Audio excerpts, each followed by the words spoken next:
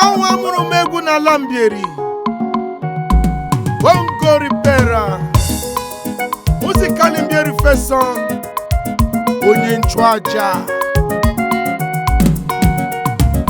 Igbole Igbole Igbole Bongo Ripera bịa dọlebe Igbole Igbole Igbole awa mụrụ m egwu abịa dọlo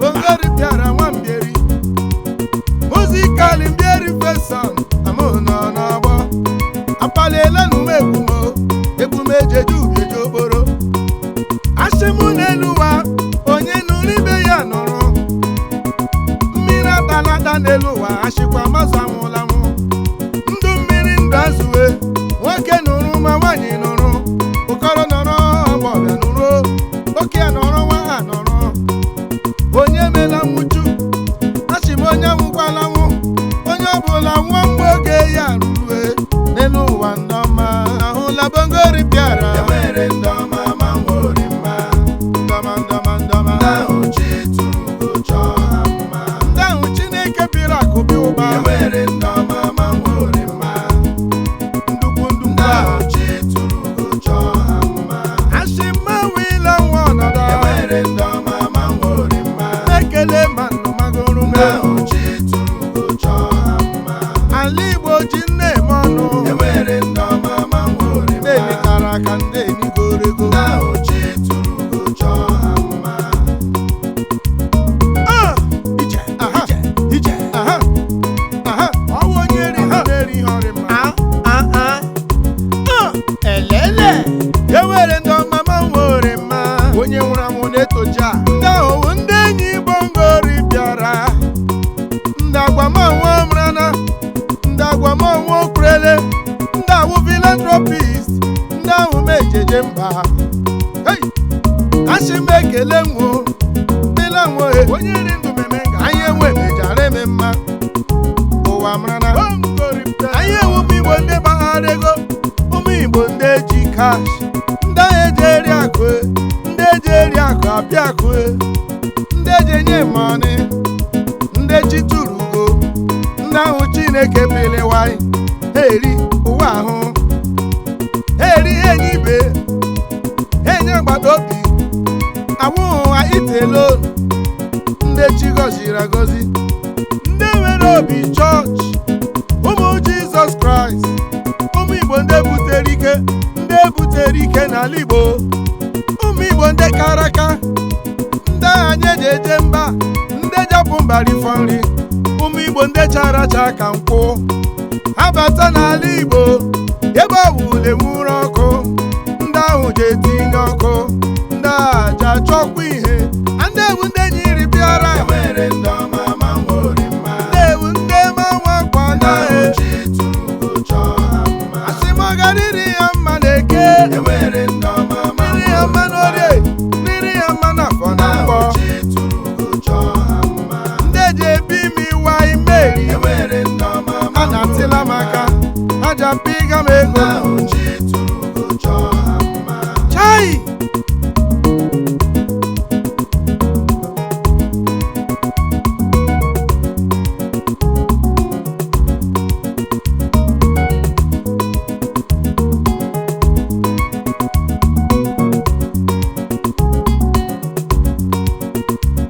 mmadụ rika ha ji balashus Nnamdi ike abụ ọnụ nwoke mara mma akụchinyere nwata wan ụzọ Chukwu kwalụ wan ọfụmeje onye mara mma ya gachie Ebube Chukwu ụzọ n'ọzọ obodo bishọp n'ọzọ obodo CEO Allies Oil and Gas CEO Ebube Chukwu ụzọ Foundation nwoke chi ofufe amakwa ọzọ obodo ekwusigo Anambra steeti nwoke ọma High Chief Aloysius Ebube Chukwu ụzọ ya gazie mekelekwanụ nwoke ọma Chief Hamis Ike nwoke ọma onye ọma na Senegal Bongo na Dakar, CEO, Abana Auto Mercedes Benz, importer and exporter,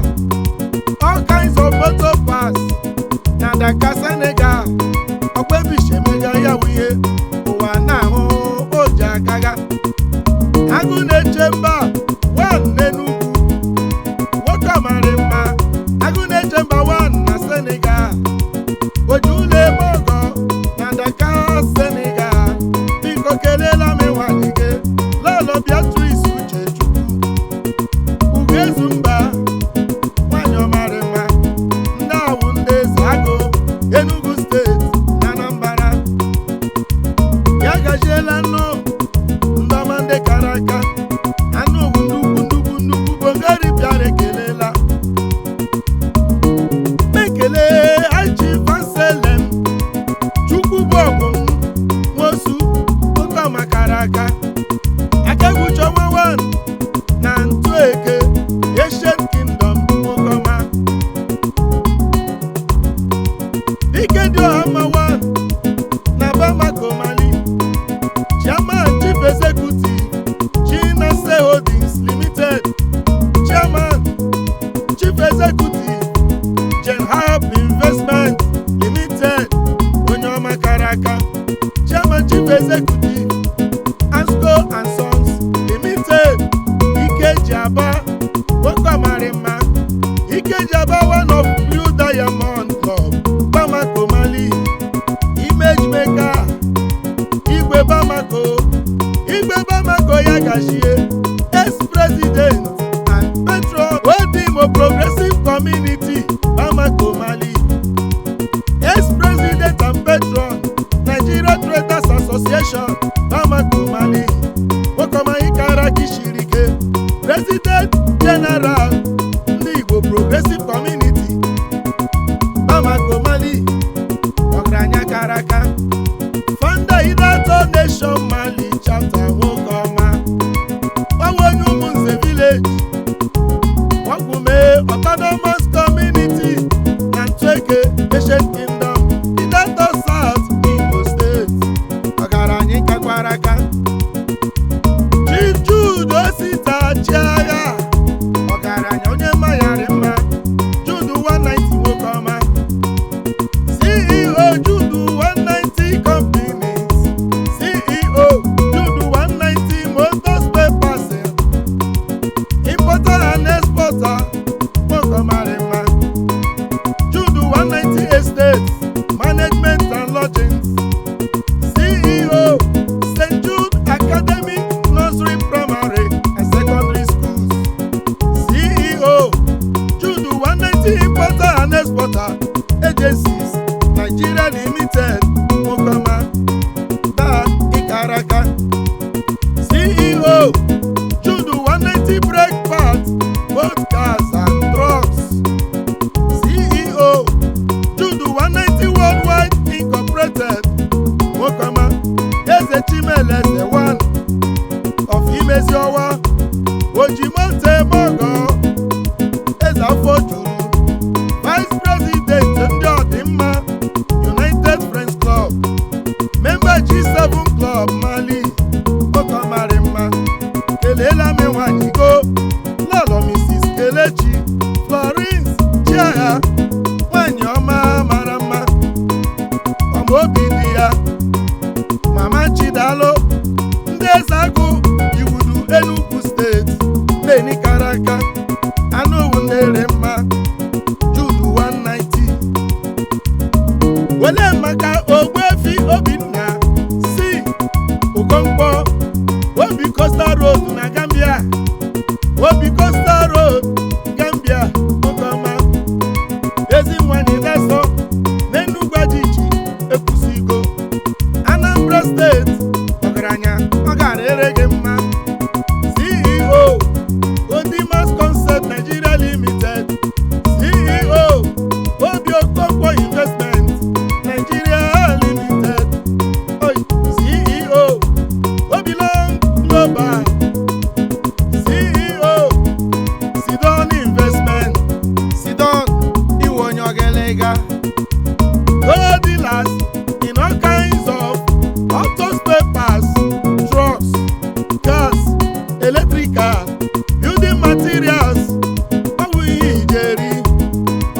kelele m nwanyị go lọlọ Mrs. Uju ezi nwanne Okonkwo Osodieme nwadị nwa n'ime ndị Enugwu ajiji ya gazie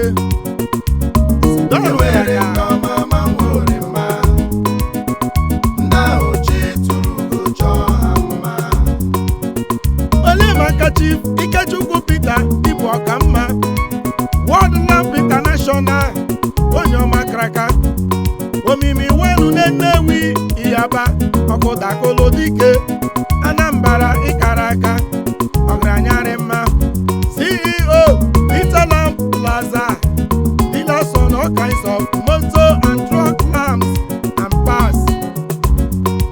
Chairman Remain Autos Papers in Paka, Gambia. Co-founder Happy Hour Family Club, Gambia. Co-founder Long Life Family Club, Gambia. Member Igbo Community, na Gambia. Member Royal Family Club, na Gambia. Kelela Moria Koge. Lolo Mrs. Cordelia Kasarachi Osodieme Osokwadi Abata ndị karaka ndị omimi Nnewi Iyaba ọkụdakolo dike ụmụdim na Anambra steeti anụkawaka Chief Austin Joseph Ikaraka the youngest eze Igbo na Bamako Mali ọgaranya odogwu dị na nwoke onye mama n'obodo Chairman and CEO of Hello Peace Wears founder and coordinator OAU Bamako ability himself member of ndị Odimma United Friends Club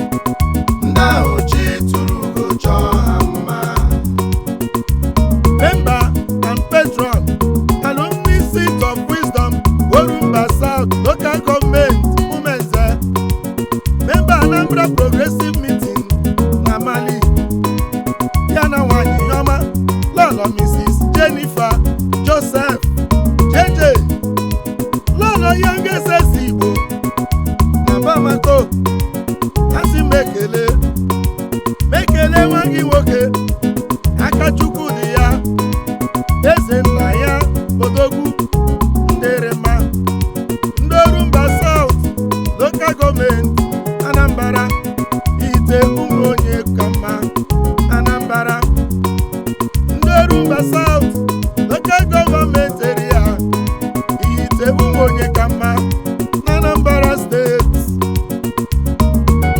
anụwu ndị ọma ndị gbanwere mma eburu ekele gbatụrụ nụ honorable onye Buchi Nnadị Don Buchi CEO Buchi Solutions Limited Okomarima London United Kingdom Kishaga CEO Arena Systems Ikaraka Registered Nurse in London United Kingdom member of ndị Odimma United Friends Club Ikaraka kelela mi nwanyị go lọlọ Mrs. Stella Chinenye Nnadị Action Lady ndị ọmarịma ndị Mbitoli anyị ndị Mbitoli Imo steeti Ishaga ọgaranya kakwara aka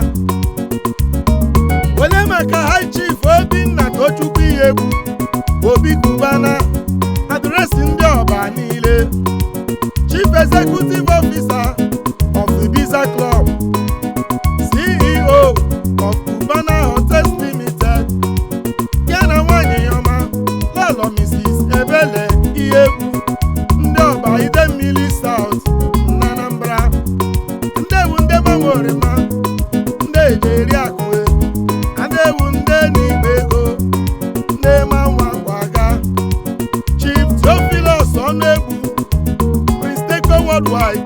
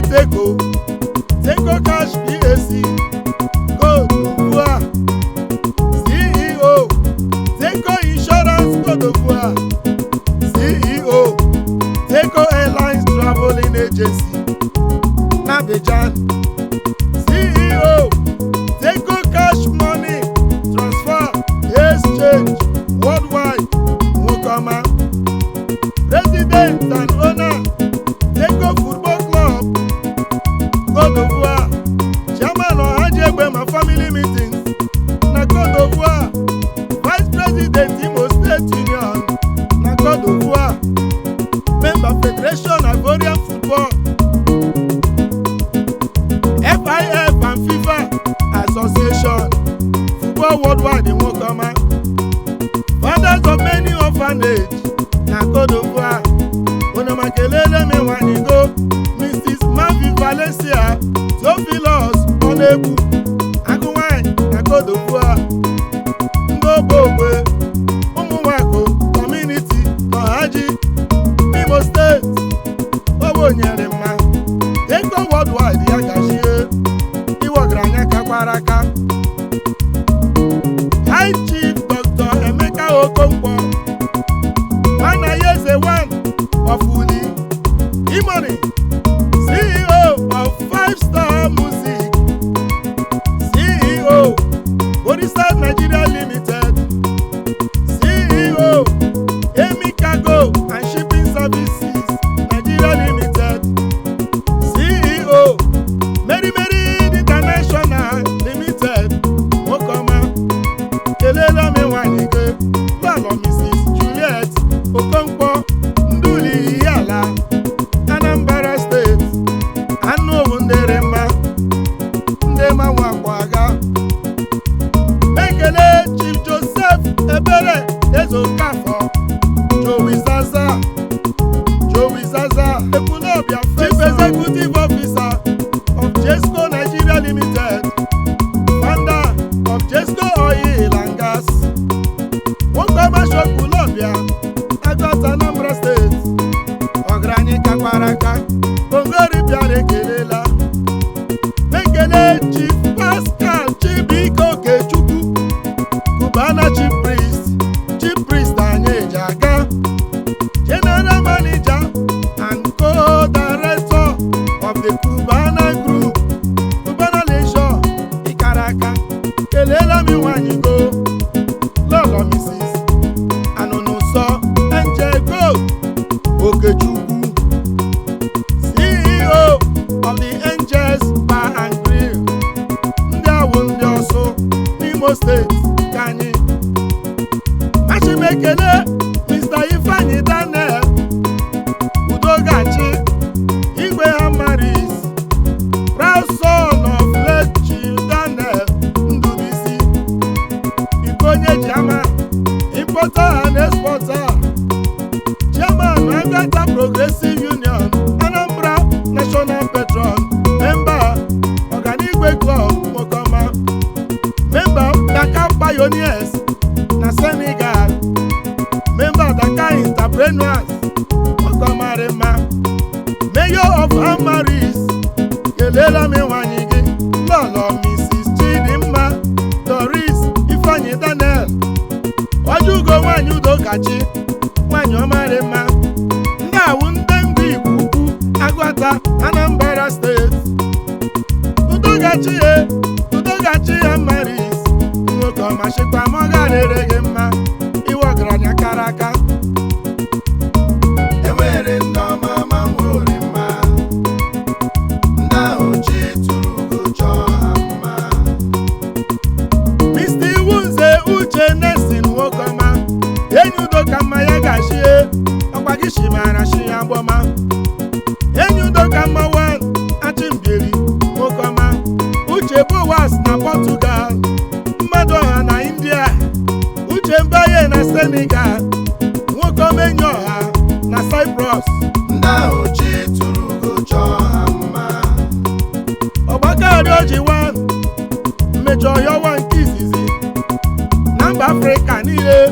Nwoke ọmara mma o buru ụzọ ndị egwu Igbo highlife na mba dị iche iche. Nwoke ọma international music promoter, founder Dakar Pioneers Senegal, Aukpo founder ndị ọdịmma United Friends Club, founder Akaraka Friends Club Gambia, member Linz Friends Club Cyprus, member Obiwanne Friends Club Algeria, member Alaba Friends Fun Club Bamako.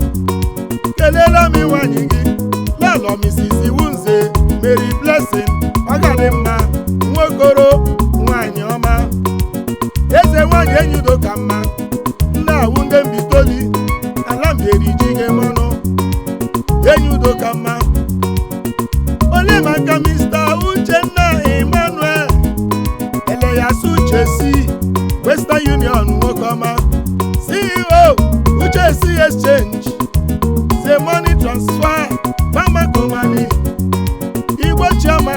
Bamako, member Ultimate Friends Club, Bamako, Mali, financial secretary, Abia State Forum, Bamako, member Igbo Union, and member CMO, Bamako, Mali, Wokoma, dealers of workers cover and exchange, Onomakele Oriakuko, Lalo Mrs. Uche, Emmanuel, Ndalai, Bende, Abia State, Ano Wunderema, Nda Wunde Yiri Piara, Nda Womanwa Kwaga, Nde Manwa Kweri, Nde Jemenge Makamerie, Nde Jenye Chumafo, Nde Jeme Kiborima, Nde Jeme Kokuwoni.